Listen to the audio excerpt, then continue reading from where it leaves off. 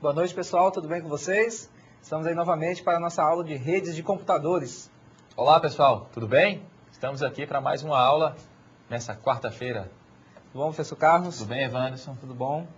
Bom, como é de costume nas nossas aulas, começamos com a revisão da aula passada. Vocês já lembram sobre o conteúdo que nós estudamos na aula passada, sobre o modelo de referência OSI e os protocolos? Bom, se você não lembra, vamos fazer uma revisão agora para a gente fixar o conteúdo que é muito importante, que você entenda realmente o que é um modelo de referência OSI e o que é um protocolo, porque esses conceitos vão nos acompanhar durante toda a nossa disciplina aí, até o final. Vamos lá então. Protocolos. O que são protocolos? Protocolo ele é um padrão que possibilita a comunicação entre os nós. Ou seja, é também considerado uma linguagem utilizada pelos hosts para trocar dados. Então, o protocolo, ele estabelece um padrão de quê? De comunicação entre os nós, ou os hosts, ou os computadores, impressoras, roteadores, switches, todos esses equipamentos que compõem uma rede de computadores.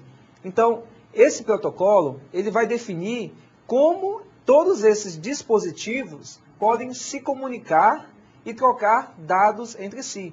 Então, ele é uma espécie mesmo de idioma que cada máquina tem que falar, que tem que entender, para que se consiga o quê? Comunicar, então, dentro dessa rede de computadores e trocar os dados e compartilhar recursos. O modelo OSI. O que é o modelo OSI? O modelo OSI é a definição de padrões de comunicação em redes. São meios para que redes diferentes possam trocar dados. Como nós falamos na aula anterior, a fabricação de equipamentos para redes tinha atingido um nível muito grande de diferenciação. Várias empresas fabricando equipamentos diferentes. E esses equipamentos eles não conseguiam se comunicar. Então, o que a ISO fez? A ISO ela fez um estudo sobre todos esses equipamentos e criou, então, um modelo de criação de protocolos, para que todos esses equipamentos distintos pudessem o quê? Se comunicar, redes diferentes pudessem trocar dados e informações. Porque antes eu teria que ter uma rede composta só de equipamentos de um mesmo fabricante, se eu quisesse que eles trocassem informações. E se eu tivesse uma rede de outro fabricante, de um fabricante B, então eles não trocariam esses dados, essas informações. E o modelo de referência OSI veio para isso, veio para normatizar os padrões de comunicação entre essas redes, para fazer com que equipamentos diferentes, de diferentes fabricantes, pudessem trocar dados e informações. Evanderson, então a gente pode dizer que o padrão, que o modelo OSI, é um guia de referência para a criação de protocolos. Isso mesmo, professor Carlos. É como se ele fosse uma receita de bolo. Podemos entender que não necessariamente tem que seguir ao pé da letra, mas ele é um guia, né? Uma maneira de definir, de especificar a comunicação entre diferentes componentes. Como o professor Evanderson acabou de falar, é um guia para a criação de protocolos, certo? É importante a gente lembrar que a gente não classifica redes de acordo com o modelo OSI. O modelo OSI ele é voltado para definir como se dará a comunicação entre uma rede. Ele descreve uma rede. A gente não classifica como modelo OSI 01 ou OSI 02. Tiveram várias perguntas no fórum a respeito da comparação entre o modelo OSI e o modelo da internet, também conhecido como modelo TCP/IP. Se eles são concorrentes no mercado, se existe uma implementação real do modelo OSI ou não. Gostaria de dizer que esses modelos eles não são concorrentes. Eles são maneiras diferentes de descrever redes de computadores. Alguns fabricantes, alguns projetistas preferem utilizar um modelo, outros preferem utilizar o outro modelo. Mas eles não são concorrentes, não são classificações, não são equipamentos, não são padrões comerciais, são apenas maneiras diferentes de descrever redes de computadores. Para alguns casos, o modelo OSI é mais adequado. Para outros casos, o modelo TCP é mais adequado. O modelo OSI, ele descreve as redes de computadores, ele descreve a forma de comunicação e ele serve de referência para criar protocolos de comunicação em redes de computadores, baseado na divisão da comunicação em 7 camadas. Vamos ver quais são essas camadas. Nós temos aí a camada de aplicação, que fornece serviços para que os aplicativos possam acessar uma rede de computadores. A camada de apresentação, que é responsável por manter a consistência no formato dos dados que são transmitidos entre o host emissor e o host receptor. A camada de sessão é responsável por gerenciar as sessões de comunicação entre dois hosts. A camada de transporte é responsável por garantir a entrega dos pacotes. A camada de rede é responsável por definir e prover rotas para que os pacotes sejam entregues. A camada de enlace é responsável por definir um padrão de acesso ao meio físico de comunicação. E a camada física é responsável por manter uma ligação física entre um host de emissor e o host receptor de uma mensagem. Ou seja, o modelo OSI, ele descreve uma rede de computadores, a comunicação em rede de computadores, através dessas camadas. Por exemplo, nós vamos tentar agora passar um exemplo prático de como a comunicação pode acontecer analisando sobre a visão do modelo OSI, analisando sobre essas camadas. Então vamos acompanhar no slide. Vamos supor, por exemplo, que você está na sua casa tentando acessar o endereço www.uol.com.br, ou seja, o seu computador vai baixar dos servidores do UOL uma página para ser apresentada.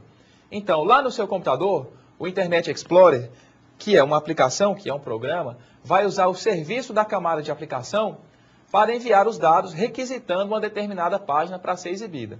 Então, possivelmente, o protocolo HTTP, que é um protocolo da camada de aplicação, vai ser usado para levar esses dados, para levar essa requisição, desde o computador que está lá na sua casa até os servidores lá do universo online. A camada de apresentação vai codificar esses dados de maneira que os servidores do UOL possam entender. A camada de sessão vai adicionar informações para que, quando essa requisição chegar nos servidores do UOL, se estabeleça uma sessão de comunicação e o diálogo possa ser efetuado. Na camada de transporte, todos os dados das camadas superiores vão ser quebrados em pequenos pacotes. A esses pacotes vai ser atribuído um número de sequência, o endereço do host de destino, o endereço do host de origem e a porta de comunicação que vai ser utilizada. Na camada de rede, cada um desses pacotes vai ser individualizado e transmitido para a camada de enlace, que vai definir como esses pacotes vão ser transmitidos através de um meio físico de comunicação. Esse meio físico de comunicação vai efetivamente transmitir a informação na forma de sinais elétricos, de ondas eletromagnéticas. Quando esse sinal chegar lá nos servidores do UOL, a camada de enlace, né, o protocolo da camada de enlace lá naquele servidor vai acusar o recebimento dos pacotes, a camada de rede vai receber cada um desses pacotes de uma determinada requisição, a camada de transporte vai remontar esses pacotes e passar para a camada de sessão já remontados. A camada de sessão vai verificar o estabelecimento de um diálogo, vai repassar para a camada de apresentação lá do servidor UOL e, nesse momento, o protocolo HTTP vai receber a requisição e passar para o servidor web lá do universo online. Nesse momento, o que vai acontecer?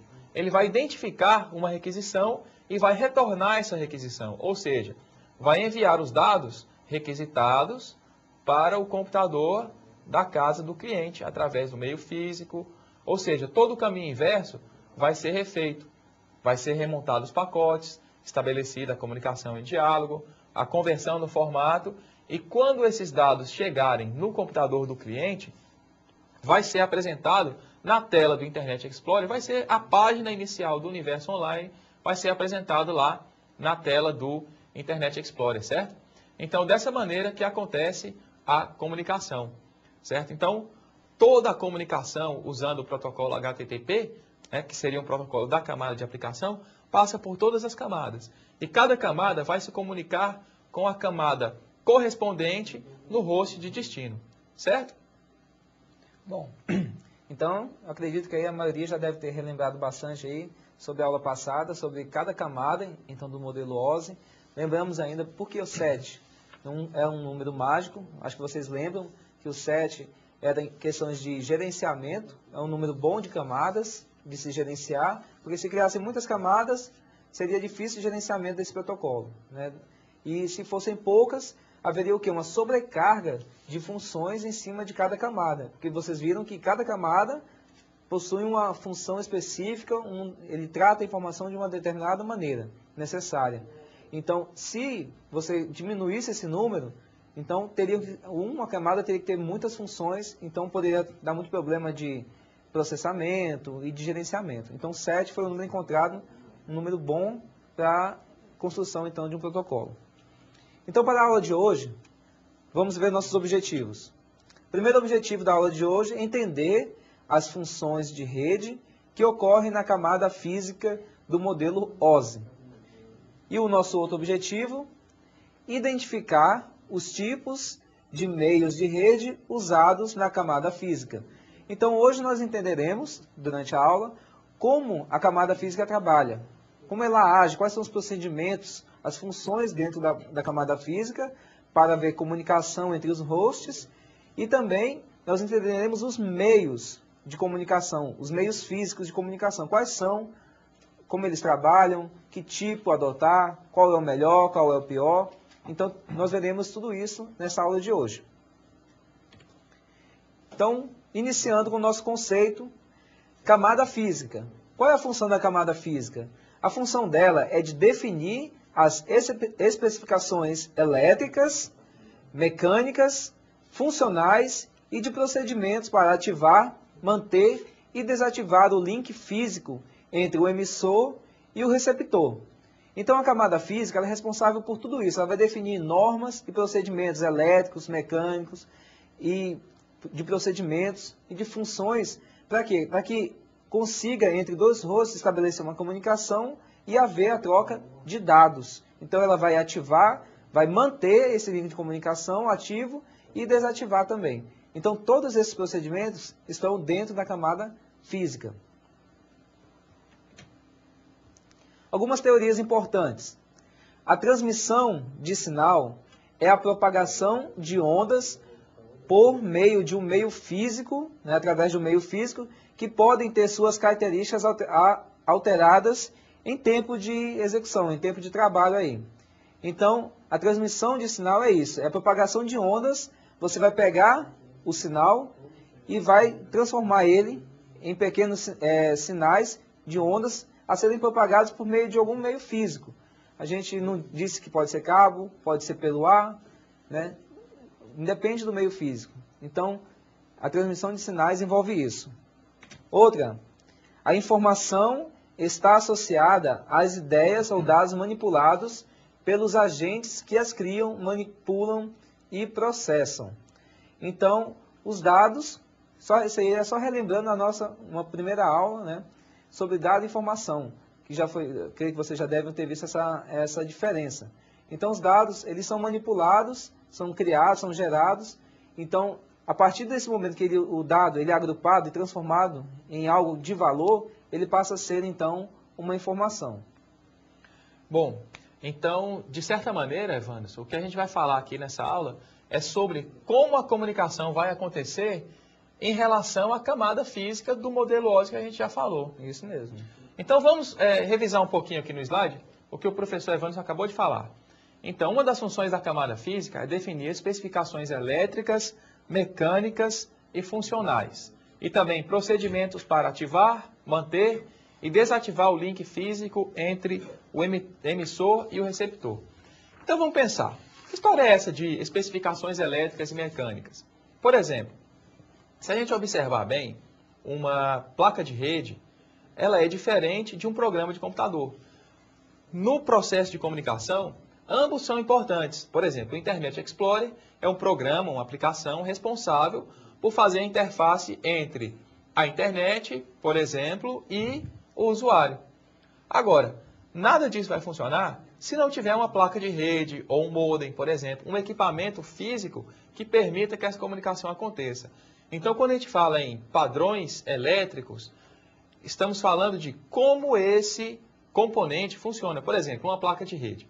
Um computador está ligado, no momento que você pega um cabo de rede e pluga ele no conector da placa, automaticamente acende uma lâmpada. Ou seja, a gente pode concluir que o tempo inteiro, aquela placa, a partir do momento que ela está ativada, a partir do momento que o computador foi ligado, o tempo inteiro aquela placa ela está aguardando para receber a conexão de um cabo. No exato momento que você conecta um cabo ali, acende um LED, acende uma lâmpada, para indicar o quê? Que aquela placa está conectada a um cabo, não necessariamente a uma rede, certo? Então é a respeito disso que a gente está falando. Vamos ver mais um pouquinho. Então quando diz especificações mecânicas, tamanho e forma dos conectores, pinos, cabos, entre outros. Ou seja, quando a gente fala em tamanho e forma dos conectores, por exemplo, os conectores RJ45, os conectores RJ11, isso diz respeito à maneira como os cabos vão ser conectados a uma determinada placa. Quando a gente fala em conectores, por exemplo, a gente pode estar falando em que tipo de antena vai ser usado numa rede sem fio, certo? Vamos ver mais. Especificações elétricas, valores dos sinais elétricos utilizados. Ou seja, como assim valores dos sinais elétricos? Cada cabo diferente, cada meio físico diferente, tem especificações elétricas diferentes. Por exemplo, se você pega um fio, um determinado fio telefônico, que era muito utilizado na internet de escada, aquele fio ele tem uma capacidade de transmissão, ele tem uma capacidade de voltagem que ele suporta. Ele tem uma característica que é a resistência, por exemplo. Se a tensão elétrica é muito alta naquele fio, possivelmente ele vai aquecer muito, certo? Então, quando a gente diz em especificações elétricas, é disso que a gente está falando, a resistência, a capacidade de tensão, a amperagem de um determinado componente. Por exemplo, tomando ainda a internet de escada. Não sei se vocês recordam, mas antigamente, Antigamente eu digo em 97, 98, 99, antigamente não é muito tempo não, no máximo uns 10 anos aí. Ainda hoje acontece isso, muita gente usa internet de escada. Quando chove, com a quantidade de raios que existem em alguns locais, muitas vezes as linhas telefônicas sofrem essa influência. Então muitas vezes a internet, a comunicação através da internet, a conexão, ela fica ruim, ela fica falha. E muitas vezes acaba queimando o conector do modem. Por quê? Porque aquele fio, ele não está preparado para transmitir uma grande tensão elétrica. Ele está preparado para transmitir sinais elétricos de baixa intensidade. Então, quando aquela carga maior passa pelo fio, ele queima o conector do modem.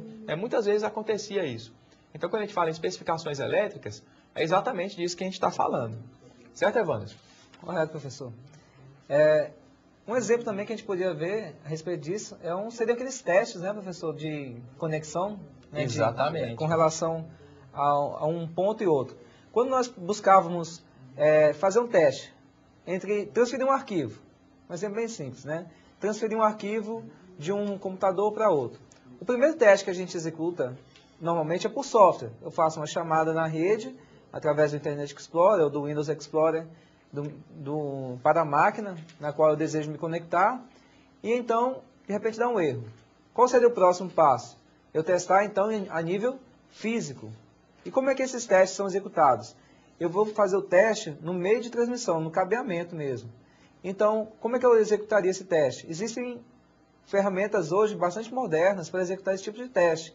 Nós temos o testadores de cabo, né, o LAN test também, no qual ele vai enviar sinais elétricos por dentro do cabo de uma ponta a outra, para testar se não houve nenhum rompimento no meio do caminho, do cabo, se ele não se partiu, ou se de repente está gerando muita interferência próximo a esse cabo, e a informação não consegue chegar lá com qualidade suficiente, e então a comunicação fica muito decaída. Então, existem esses equipamentos, e um pouco anteriormente ainda, na época que eu ainda era estagiário nessa área de redes, como a gente fazia?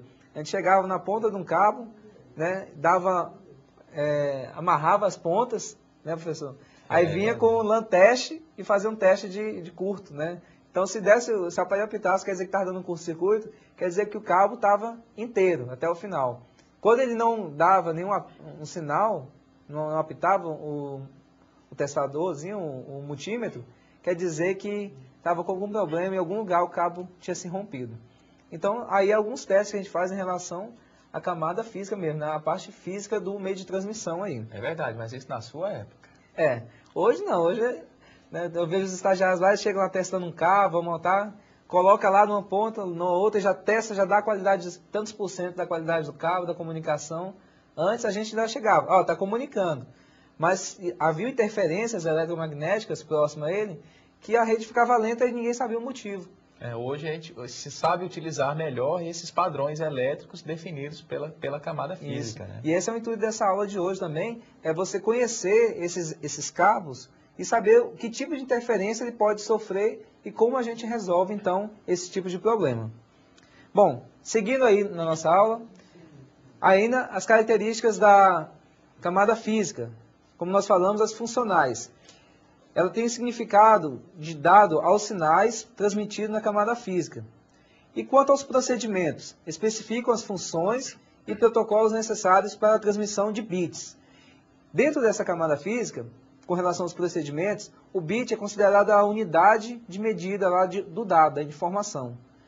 Dentro dessa camada, dentro desses procedimentos, ele estabelece que os protocolos utilizados ali na camada física, eles devem ser independentes. Como assim? Eles devem ser livres de qual meio será utilizado. Por exemplo, eu posso usar um par trançado, eu posso usar uma fibra ótica, eu posso trafegar a informação por meio do ar. Então, esses protocolos que são utilizados, são definidos nesses procedimentos da camada física, ela declara que eles devem ser independentes de meios. Ela não deve funcionar somente se for no meio de fibra ótica, ou funcionar somente num par trançado, ou num cabo coaxial. Ele deve funcionar em qualquer ambiente independente do meio físico aí. Meios físicos de transmissão. É o canal de comunicação pelo qual os computadores enviam e recebem sinais que codificam a informação. Então, o canal de comunicação para a gente é isso aí. É um meio, né, é um link estabelecido, né, um canal estabelecido entre dois hosts para trafegar o quê? Dados ou informações, conforme queiram, entre esses dois destinos aí. Bom, então, professor Evanderson, o meio físico é aquele canal que vai permitir a propagação do sinal através desse canal do emissor até o receptor. Então, como a gente já falou em outra oportunidade, existem diversas maneiras diferentes, diversos canais diferentes para a propagação de sinais. Então, vamos ver aqui algumas considerações a respeito disso. Então, ao escolher um cabo de rede, por exemplo, nós devemos observar alguns aspectos. Por exemplo, a velocidade de comunicação pretendida. Então, vejamos, se os diferentes tipos de cabos, os diferentes meios físicos, ou as diferentes maneiras de se acessar a camada física de uma rede têm especificações elétricas, mecânicas diferentes, então há de se supor também que esses componentes, que esses meios físicos, possam ter taxas de transferência diferentes, velocidade de transferência diferentes também. Então, é importante observar que para uma determinada rede, talvez não seja necessário uma alta taxa de transferência. Então, um determinado tipo de cabo pode ser mais adequado, em detrimento de outro que tenha um maior desempenho, mas que tenha um alto custo, por exemplo. Um outro aspecto que a gente tem que observar é a distância máxima entre os pontos, pois, dependendo do tipo de cabo que vai ser utilizado, se for uma rede a cabo, é importante ver se esse determinado cabo consegue permitir a propagação do sinal na distância na qual os hosts estão um do outro. Se for uma rede sem fio, por exemplo, é importante saber se uma determinada antena tem potência suficiente para enviar um sinal pelo espectro eletromagnético até que a antena receptora do host possa receber. Temos aí ainda um aspecto em relação ao nível de ruído e interferências habituais. Ou seja, dependendo do local onde você vai instalar uma determinada rede, você vai escolher o tipo de cabo que vai ser utilizado. Por exemplo, imagine uma situação em que um determinado cabo tenha que passar por cima de uma casa, de um quarto para outro, por exemplo. Porque a sua mãe não quer deixar você passar o cabo azul no meio da sala. Então tem que passar pelo lado de fora. Agora, vamos supor, por exemplo, que o teto seja um teto de zinco e que você mora em Palmas, no Tocantins. No mês de agosto, esse teto vai esquentar e o cabo vai esquentar junto. Então, a temperatura do cabo influencia na comunicação. Possivelmente, vai influenciar também na sua durabilidade. Então, o cabo pega chuva, pega sol, pega chuva, pega sol. Então, isso pode influenciar. Dependendo do local onde você vai instalar uma rede, você vai ver aí qual material é mais suscetível a interferências e escolher o material correto, certo? Professor, lembrando bem aqui a situação de Palmas, eu ainda tenho mais uma interferência que a gente pode colocar aí. Eu vi em muitos lugares, às vezes uma pessoa contrata um serviço de internet para sua casa. Aí você quer compartilhar com o vizinho, né, essa conexão. Aí você pega, estica o cabinho azul, né, por cima ali no varal, lá até no seu vizinho. Aí aqueles meses de chuva aqui com raios, né, que nem tem. Exatamente. Dá uma descarga elétrica fora, ela conduz dentro do cabo lá e adeus computador. Temos 2 vizinhos meus que teve esse problema lá, que queimou mesmo, entendeu? Simplesmente porque eles estavam passando em locais que não tinham proteção. E quando veio essa descarga elétrica, né, automaticamente transferiu para o cabo. Esses meios físicos, eles podem ser divididos em 2 grupos. Acompanhe aqui no slide. Vamos ver os 2 grupos que eles são divididos. Meio físico de transmissão, divididos em grupos de cabos. Dentro desses cabos, nós temos o de transmissão elétrico, que podem ser o coaxial e o par trançado. Nós vamos estudar bem em detalhes cada um deles. E ainda por cabos, podemos ter o meio óptico, que vai trafegar então o quê? Luz. Esse meio elétrico ele vai trafegar sinais elétricos, pulsos elétricos. E o óptico vai trafegar luz, que nós temos então, por exemplo, a fibra óptica. Dentro do meio físico de transmissão, nós já vimos os cabos, agora nós temos por meio de ondas no espaço. Quais são aí? Ondas de infravermelho, ondas de rádio, micro-ondas e ondas de satélite. Então, os meios físicos de transmissão são esses 2 aí, estão divididos entre cabos e ondas. O de cabos ainda se divide entre elétricos e ópticos. E agora, seguindo aí, nós vamos estudar, então, cada um desses tipos de meio de transmissão, para você entender um pouco sobre cada um deles, para que serve e como se utiliza, como se emprega esses meios de transmissão em uma conexão entre 2 rostos. Tipos de cabo de rede. Nós vamos ver agora o par trançado, a fibra óptica e o coaxial. Aí você pode acompanhar na imagem, nós temos exemplos de alguns e vamos ver agora mais em detalhes. Primeiro cabo, o cabo coaxial. Esse nome aí mesmo, se escreve dessa forma, coaxial, é muito engraçado. Mas ele é um cabo bem mais durável, ele é pouco flexível, quer dizer, você não consegue fazer curvas muito fechadas com ele, dobrá-lo, como a gente consegue com o cabo par trançado. A velocidade de transmissão dele é até 10 megabits por segundo. Isso foi o que fez com que ele mais decaísse, porque você viu que ele é durável. Ele é um cabo, né, de resistência boa. Só que a limitação de velocidade dele é muito baixa. Já foi boa, né? Em alguns tempos já foi muito bom. Mas hoje 10 megabits é uma rede considerada em baixíssima velocidade. Acompanhamos aí mais informações sobre o cabo coaxial. O núcleo de cobre envolvido por um material isolante de plástico. Acompanhe aí na imagem como é um cabo coaxial. Você tem aqui, acompanhe aqui, um fio de cobre, certo? Temos um fio de cobre. Aqui nós temos um material para servir o quê? Ele é uma espécie de blindagem. Acompanhe aí no quadro, ó. É uma espécie de blindagem para proteger esse cabo de cobre, certo? De interferências externas. E aí vem uma outra camada, uma camada de plástico mesmo, para revestimento da camada da blindagem do cabo. Então, esse núcleo é usado para transportar os dados. O núcleo é considerado o quê? Por onde os pulsos eletromagnéticos vão correr, que é o fio de cobre. Enquanto as camadas externas servem de escudo contra interferências externas. Ainda mais sobre o cabo coaxial. Eles são mais propensos a mau contato. Então, eles sofrem interferência mais facilmente que os outros. Os conectores mais caros e os cabos menos flexíveis. Não sei se vocês conseguem ver aí direitinho. Os conectores. Lembra que eu falei sobre como ficava conectado um computador à rede, ao fio, é essa pecinha aqui que eu circulei em vermelho. Ela é chamada de T. Ela tem um formato de Tzinho aqui, ó. Esse conector, para ele, é muito caro, a fabricação desse conector. Então, ele eleva o custo de uma montagem de redes desse tipo. Aqui nós temos uma ponta, né, de ligação aqui, de conexão, desse fio coaxial aí. Bom, professor Evandro, então, o cabo coaxial ele já foi considerado muito bom. Já. Né? Hoje ele é considerado muito bom para algumas aplicações.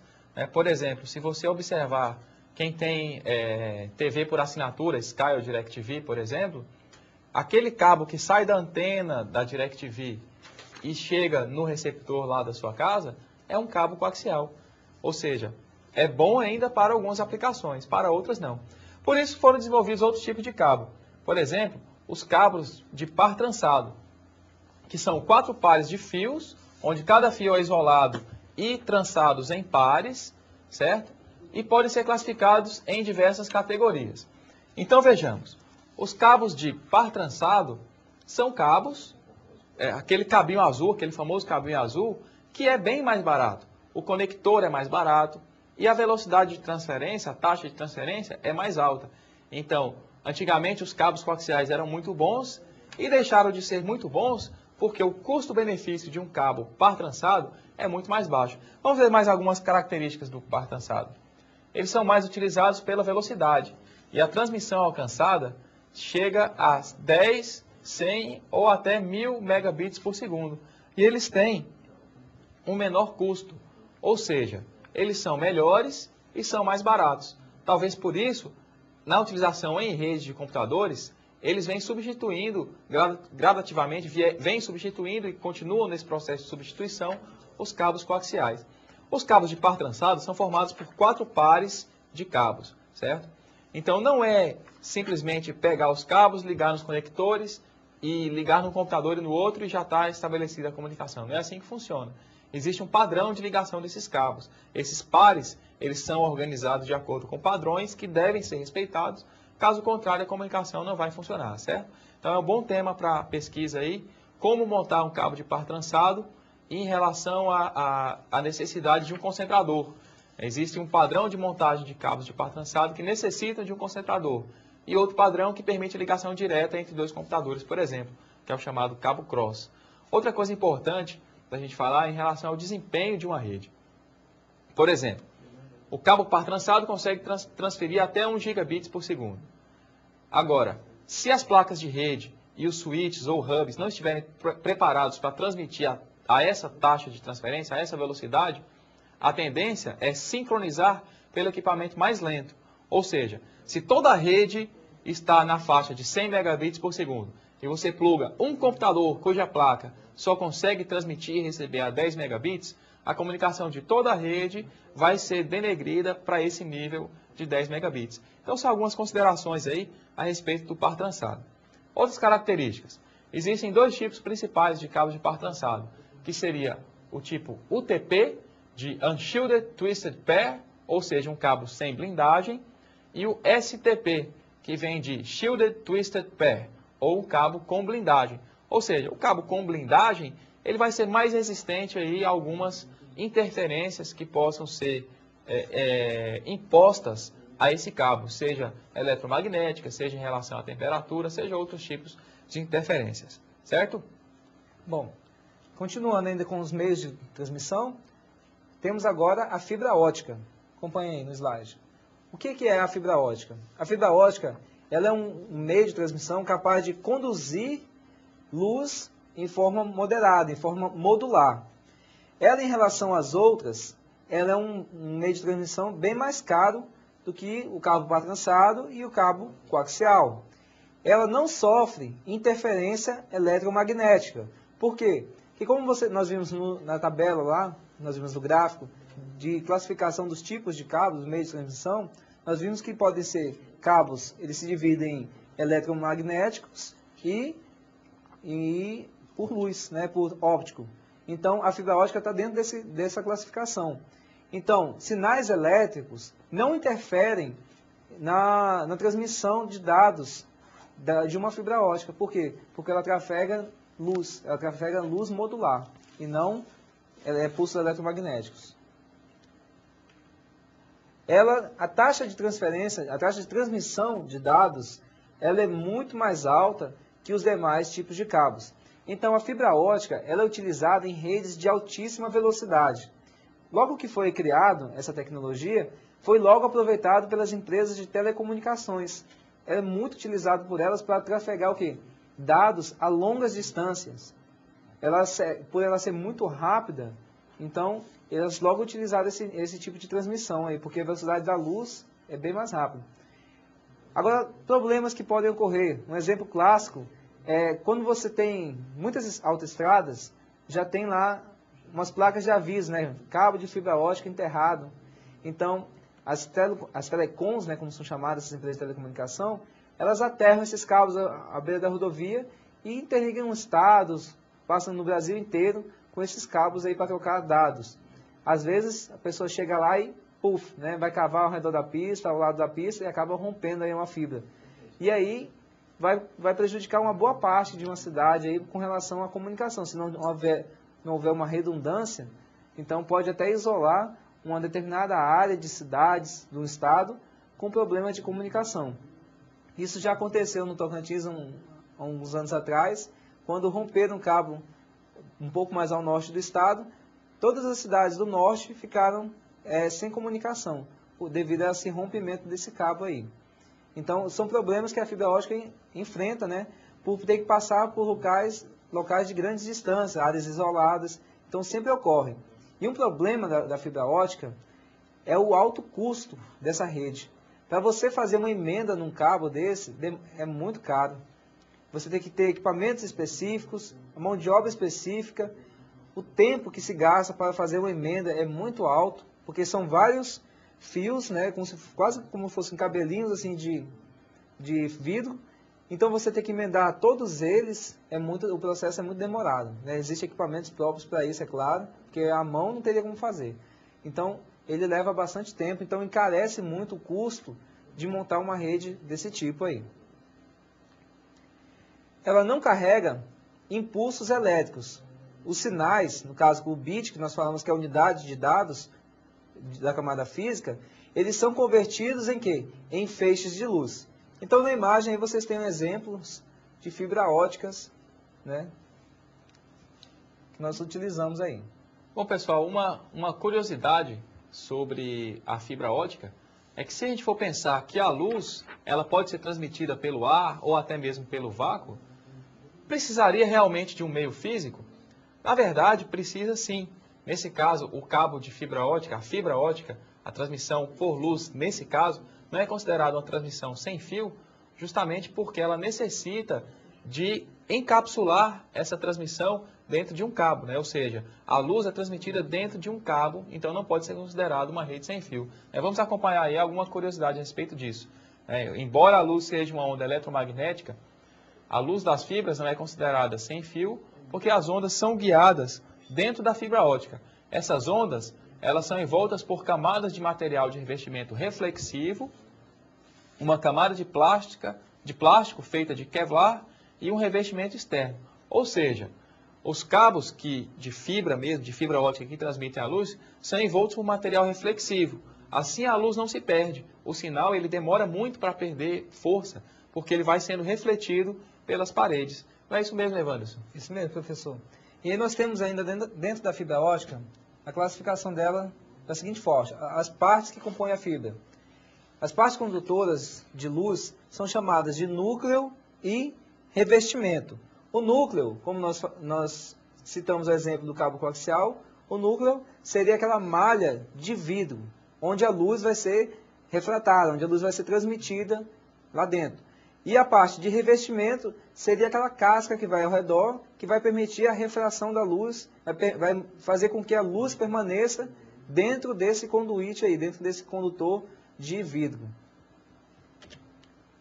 A reflexão interna total, ela permite que a fibra ótica atue como um duto de luz conduzido por grandes distâncias. Então, como nós falamos, a gente tem um cabo, um fio interno, Só que esse fio não é de metal, ele é de vidro. E essa casca que vai ao redor dela é que vai fazer com que a luz seja colocada dentro desse vidro, seja conduzida a distâncias enormes, né?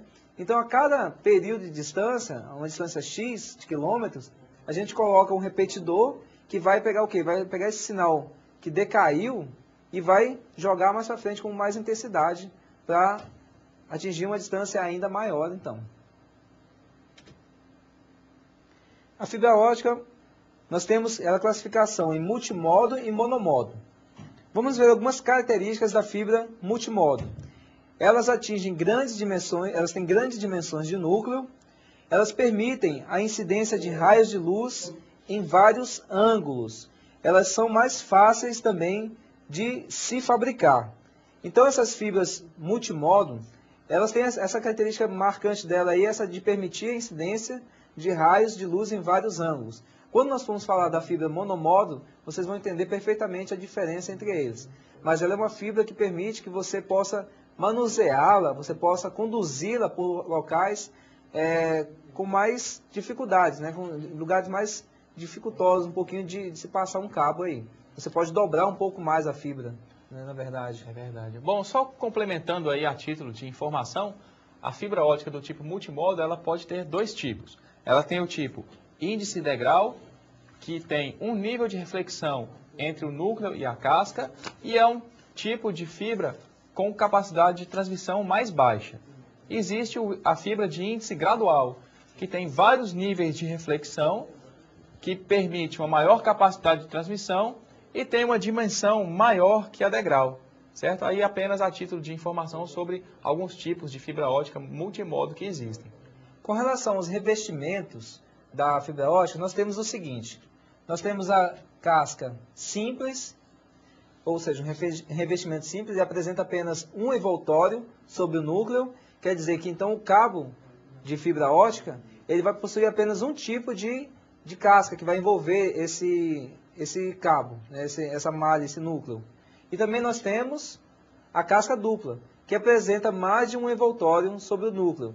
Então aí nós vamos ter revestimentos de intensidades e funções diferentes para aquela fibra lá. Sobre a fibra ótica monomodo, nós temos, ela possui dimensões de núcleo menores, muito pequenas.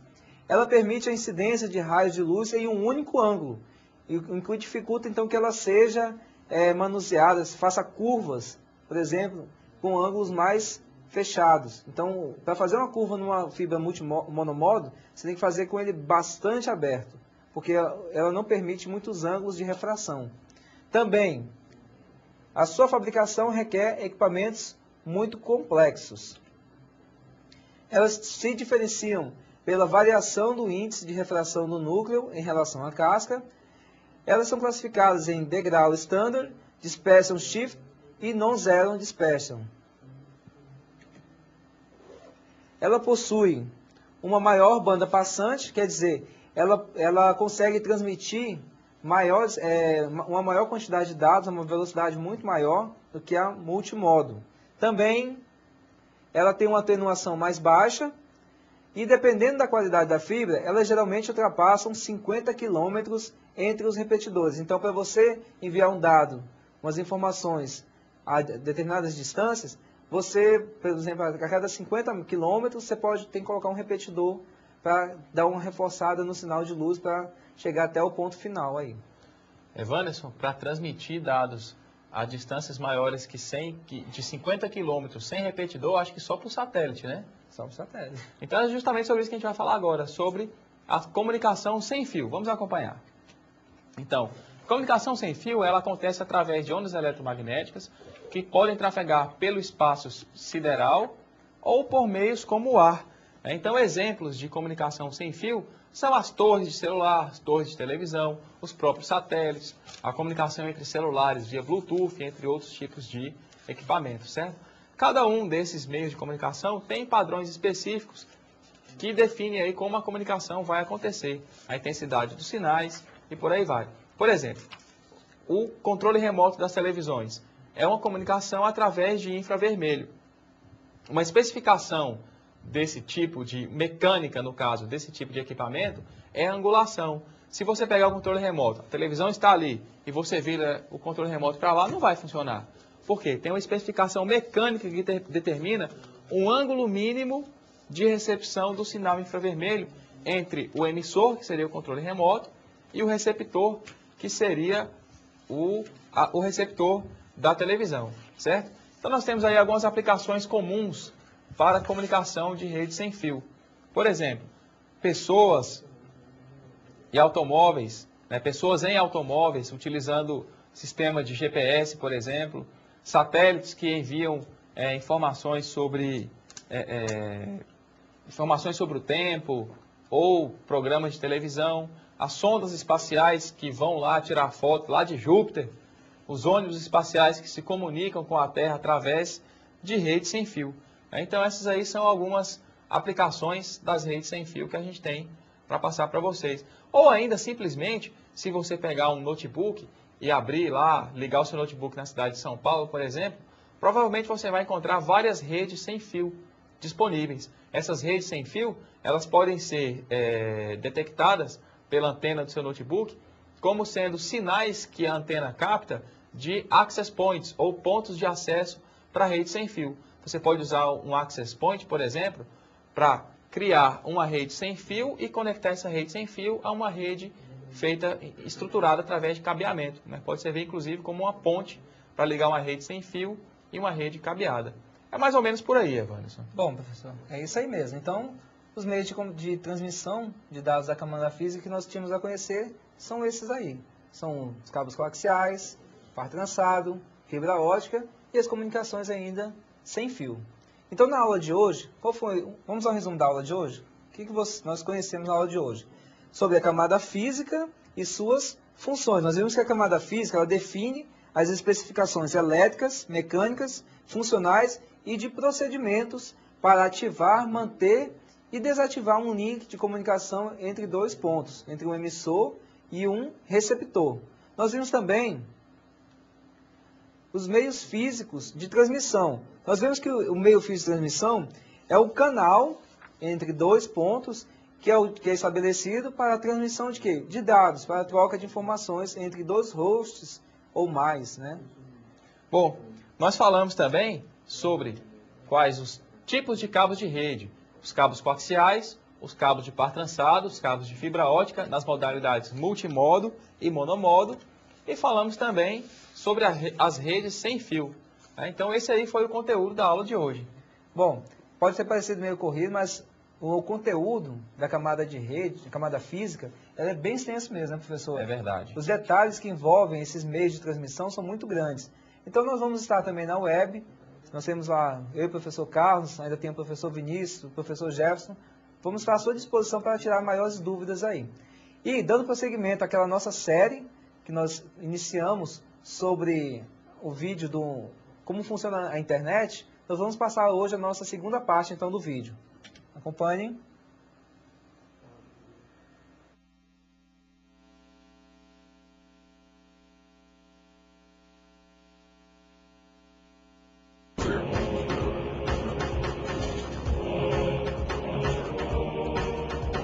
Quando os pacotes saem do roteador, seguem seu caminho através da intranet ou rede da empresa, seguindo direto para o switch. Este é um pouco mais eficiente do que os roteadores. O switch trabalha rápido despachando os pacotes IP, encaminhando-os habilmente em direção ao seu destino. O switch funciona como um videogame de pinball.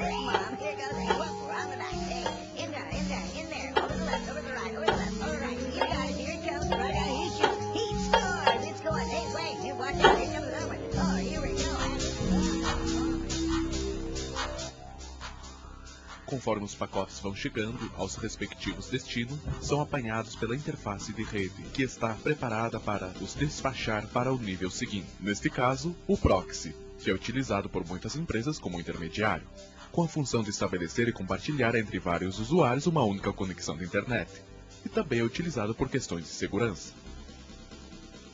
Podemos ver que os pacotes têm tamanhos diferentes, conforme o conteúdo de cada um.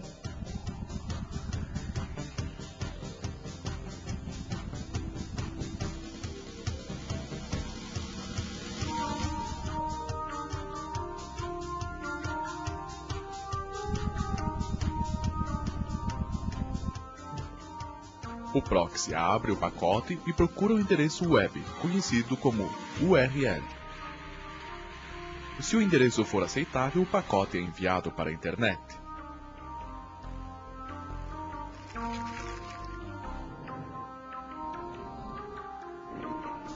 No entanto, há alguns endereços que não obtêm aprovação por parte do proxy, por não cumprirem as diretivas empresariais ou administrativas.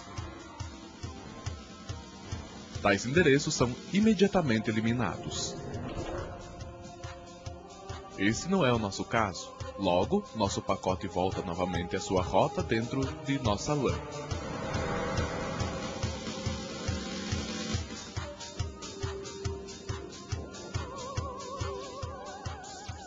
O próximo passo é o firewall. O firewall da empresa existe por dois motivos. Evita que algumas coisinhas nojentas que andam pela internet entrem na nossa rede e também evita que as informações confidenciais da empresa sejam enviadas para a internet. Uma vez passado o firewall, um roteador recolhe os pacotes e coloca-os numa estrada, ou largura de banda como costumamos dizer, muito mais estreita. Obviamente a estrada não é o suficientemente larga para que possam caber todos os pacotes. Você deve estar pensando, o que é que acontece aos pacotes que não chegam ao fim do caminho? Bem, quando o Sr. IP não recebe uma confirmação de recepção de um dado pacote em tempo útil, limita-se a enviar um pacote para substituí-lo. Agora estamos prontos para entrar no mundo da internet. Uma teia enorme de redes interligadas que se estende por todo o planeta.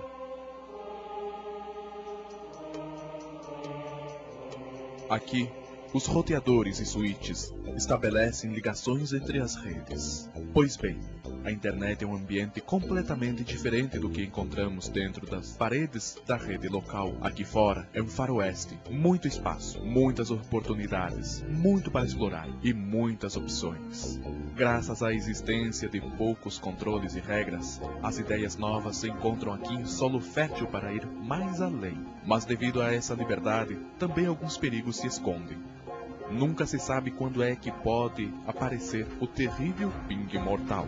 É uma versão especial de um pacote ping normal, criada por algum imbecil que descontrola os servidores ou os nossos próprios computadores. Os percursos dos nossos pacotes podem ser através de satélites, linhas telefônicas, comunicação via ar ou até mesmo por cabos transoceânicos. Nem sempre tomam o caminho mais rápido, nem o mais curto, mas provavelmente chegarão ao destino, mais cedo ou mais tarde. É talvez por isto que às vezes falamos da World Wide Web, mas quando tudo funciona como deve ser, pode-se dar 5 vezes a volta ao mundo no tempo de um piscar de olhos. E isto tudo ao preço de uma chamada local, ou até menos. Bom, pessoal, espero que vocês tenham gostado aí da segunda parte do nosso vídeo. Vocês viram aí a função de um servidor de proxy, a função de um firewall, de um roteador novamente, e como funciona a internet, como elas estão interligadas àquela grande teia. Por isso que o nome é o nome Wide World Web. Então, na próxima aula nós temos a finalização desse vídeo, que vai complementar o funcionamento da internet. Bom, nós estaremos aí à disposição de vocês para responder as dúvidas no portal. E a gente espera também que com a apresentação de um vídeo desse tipo, que é extremamente didático, vão surgir aí dúvidas. E nós teremos aí, nessas dúvidas, um material para a gente poder desenvolver o nosso aprendizado. Então isso aí é extremamente importante. Vocês acompanharem e passarem para a gente as dúvidas de vocês, certo? Bom, lembrando agora para vocês com relação à prova, né? Vocês procurarem estudar, tirar o maior número de dúvidas possíveis até antes da prova. A prova está muito fácil, não tem problemas assim, de peguinhas nem nada. Então, assim, para quem estudou, para quem se dedicou, vai tirar a prova de letra, não é, professor Carlos? É verdade, professor Evandro. Bom, pessoal, é isso que nós tínhamos por hoje. Boa noite, boa prova para todos. Boa noite, até a boa próxima. Semana. Até mais.